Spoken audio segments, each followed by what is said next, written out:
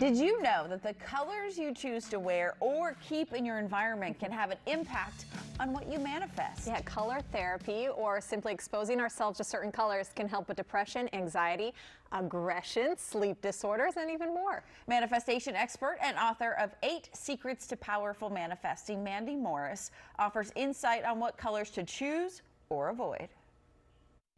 Mandy, having certain colors around us at all times, I think sometimes it just makes you feel good, but does it do more than that? Like, can it help you manifest things in your life? Absolutely, because manifestation is all about our mental state, or some people will call it our vibration, our frequency, which is actually rooted in science. And so color therapy has actually been used for centuries to enhance our mood, clear up some of our energy, which naturally will affect our vibration and our ability to manifest. Can you walk us through some colors and how they affect us? Yes, absolutely. So I'm sporting red for y'all today. And red is the get up and go. There's an old story that in Vegas, they used to paint all the rooms in red because it would keep everybody out of the rooms and spending money. Yeah. So I always think about that. But too much and overexposure of red can also cause agitation. So it's used in medical devices, in alternative clinical therapies. So red is like the healing color when it comes to physical ailments, so they say. Blue and green are similar in the sense of calm and peace. That's nature, right? So of course we feel more centered in those spaces. White is very cleansing and clarifying. Pink and yellow produce happiness and can reduce anxiety. Yellow is known as the depression color because it boosts our mood so much. Violet being connection, or sometimes they say, the divine color, if you will. I feel like we went through the rainbow. Orange, does orange impact anything? Yes, orange is also similar to yellow, but it can also do a little bit of red because it's a mix of the two. So it can boost your mood. And it's also the color of protection. Apparently we needed to get up and go this morning because we've got our red and our red. Should you be like dressing in these colors, or how do you kind of incorporate the colors into your life to get that kind of energy and boost from them?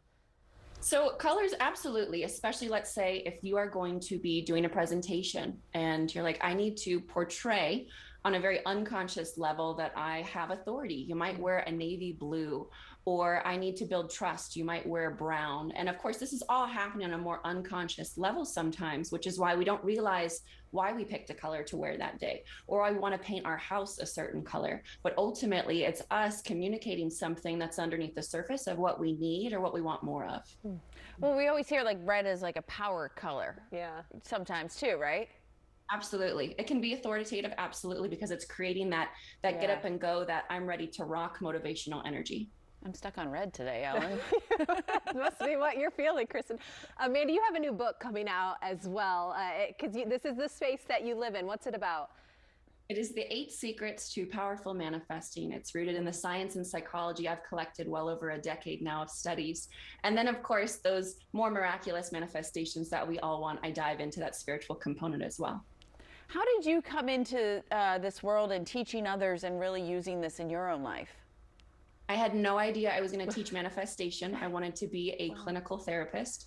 But what I saw throughout my degrees in psychology, and then I was self-studying neuroscience, I was like, the world needs this in a very digestible way. And how can I do this in such a way that it can hit as many individuals as possible, but it's rooted in science? And so manifestation just plopped on my lap. It's what everybody wants to hear and learn. And so that's, kind of how I worked it. But my own life, coming from trauma and confusion and dysfunction and choosing it most of my life, I did it on myself, rewired my own mind and built a life of massive, beautiful happiness, joy, and abundance. And I was like, the world needs to know this in whatever way I can give it.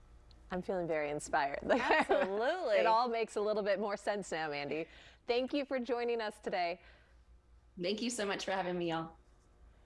And today we are feeling blue. I know. Apparently. Mandy's book is out today, and you can pick it up wherever books are sold.